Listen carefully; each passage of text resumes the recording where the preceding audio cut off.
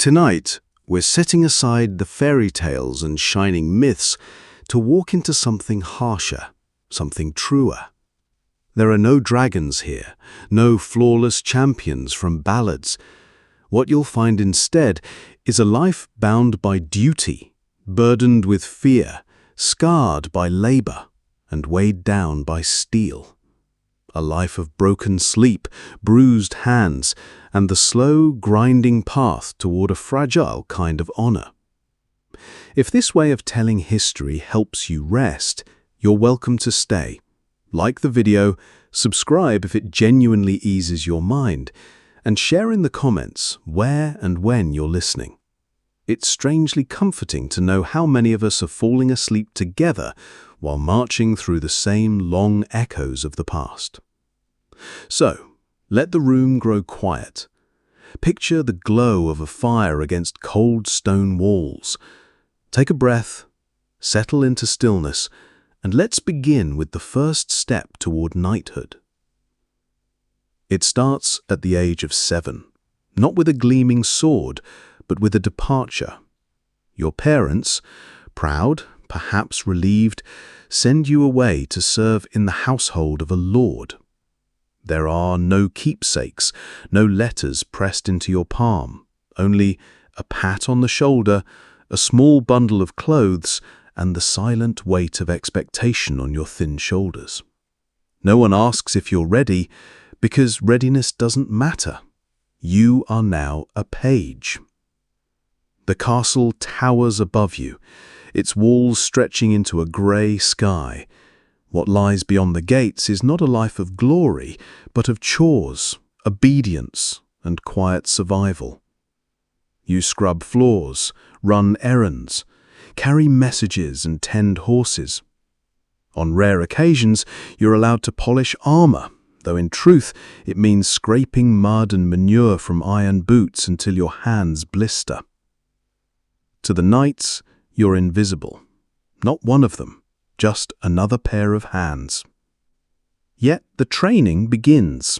Wooden swords feel as heavy as real ones, and bruises bloom across your arms as you spar with other boys, desperate to prove themselves. You're taught to fall from horses without breaking bones. Falling becomes its own lesson. Weakness is punished, endurance expected. You learn quickly. Pain is swallowed, never spoken. Rules shape your days. Speak only when addressed. Show respect with every bow. Never question orders, no matter how humiliating. Mistakes are corrected with harsh words or a week scrubbing chamber pots. One boy forgets to remove his cap before the lady of the house. He spends 2 days on his knees in prayer, a lesson none forget. If your family has wealth, you may be taught letters, prayers, and scraps of Latin. If not, you learn by watching, by listening, by memorizing. But strength and obedience matter more than ink on parchment. You carry trays of steaming meat, stand silent at feasts, and learn to fade into the background when tempers rise or nights drink too deeply. Every day is a trial. Every moment a lesson in endurance. You kneel in the cold chapel each morning, breath fogging in the air as priests speak of holy duty. You eat bread, cheese, and salted meat, swallowing meals fast before work calls again. Nights bring songs of heroes, but your body is too tired to dream of them. You sleep on straw among other boys, rising when called without complaint. Still, small sparks of hope flicker. A jest from the cook, a stolen apple, a glimpse of merchants with silks, or a knight riding out with armor shining in the sun. Those fleeting moments remind you that beyond hardship lies possibility. And so the castle grinds you down and reshapes you, day after day, year after year. You are not yet a knight, but you are no longer a child either. You are caught between what you were and what you hope to become. A creature in transition, weathered by bruises, hardened by discipline, yet quietly determined to endure. At night, lying on your straw mattress, staring at the beams above, your thoughts wander not only to the trials you've already survived, but also to the uncertain road ahead. Each step, each sacrifice, each lesson is meant to carry you closer to a single destiny: knighthood. If the gods, your lord, and your body grant you the chance, you will wear that title. But for now, you're only a page, and that must be enough. At 14, childhood is formally stripped away. The apron strings of pagehood are cut, not with tenderness, but with ritual bluntness. From this moment, you are a squire. The title sounds like progress, but it comes with far more bruises than sweet indulgences. No longer polishing floors, you now polish armor. No longer fetching goblets, you fetch the very man who drinks from them, even if he lies bleeding out on a battlefield. Your new role binds you to a knight, and you are expected to be his shadow. Where he rides, you follow. If he falls, you run into the chaos to drag him back, no matter the danger. You are no longer a child of the castle, but the squire of a warrior, and your world bends around his needs. The training is merciless. Riding a warhorse is no graceful glide, but a constant battle. These beasts, bred for muscle and fury, jolt your spine, crush your thighs, and leave your backside forever aching. Sword practice grows harsher too. Gone are the wooden sticks. You now wield real blades, sharp enough to cut, heavy enough to wound. Every sparring session leaves you painted in fresh bruises before the old ones fade. For every strike you manage, 3 come back at you. Your knight doesn't demand elegance. He demands grit. The drudgery of caring is no less punishing. Armor, you quickly learn, is a living thing, absorbing sweat, grime, even slugs in its joints. You polish, scrub, and repair, knowing a stuck visor or broken strap could mean death, and that death would be laid at your feet. Metal weapons must be sharpened, lances tested, shields checked for cracks. If everything functions, no one thanks you. If anything fails, everyone blames you. Tournaments, once dazzling spectacles of color and trumpets, reveal their true nature. Blunted swords still break bones. Lances shatter and leave blood in the dust. You saddle horses, carry weapons, and wipe your knight's wounds so he can wave to the cheering crowd. If he wins, you collect coin. If he loses, you gather splintered pride and broken ribs. And then comes real war. Campaigns stretch endlessly across mud and rain. Food dwindles, sleep vanishes. Armor rubs raw against your skin. Battle itself is nothing like the tales. It is chaos, screaming voices, the stink of blood, and the hollow sound of a man's last breath. You are not a fighter yet, but danger circles you all the same. When your knight crashes to the ground, it is you who must drag his armored body through mud while arrows fall like rain. There is no glory in it, only exhaustion and the grim certainty that you may have to do it again tomorrow. When he is wounded, you bind his injuries. If captured, you negotiate for his freedom, learning diplomacy through necessity rather than books. Words, tone, silence itself all become weapons. On rare occasions, you feel pride when heads turn as you lead his horse through camp, or when he gives you the briefest nod of approval after surviving a fight. Fleeting moments, but they keep you moving. Back at the castle, duties resume. You instruct younger pages, serve at feasts, and attend hunts. You move stiffly, boots cracked, body weary, yet always under watchful eyes. Lords weigh your loyalty, priests demand your prayers, and your own body aches for rest that rarely comes. Still you dream of your own coat of arms, of colors and symbols that might one day be yours, and of the ceremonial tap of a sword on your shoulder. The dream feels impossibly far, and yet inevitable. Not all squires make it. Some died trampled under horses, or pierced by a lance that wasn't as blunted as promised. There are no songs for them, no poems for boys who almost became knights. You learn to bury grief without outward sign, and to keep working while the ground shakes beneath you. If fortune smiles, your knight teaches you more than combat. He shows you judgment, strategy, restraint, how to lead men, when to keep silent, and how to lose without shame. These lessons cut deeper than any blade. Winter tests you further. Metal armor bites like ice, fingers crack and bleed, horses slip on frozen ground. You complain to no one. The world, like war, is indifferent to your suffering. Around you, other squires whisper of glory and rebellion, of summons from the king. You know better. Glory often ends in a grave. Yet you would still ride tomorrow if called, for waiting gnaws worse than fear.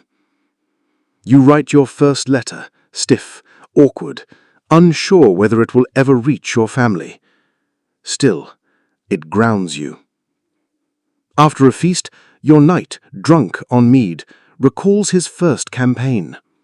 He speaks of rain, hunger, and the thrill of survival before growing quiet, naming men who never returned. You listen in silence, knowing this is your real education. You practice in secret, imitating your knight's stance, his grip, his timing.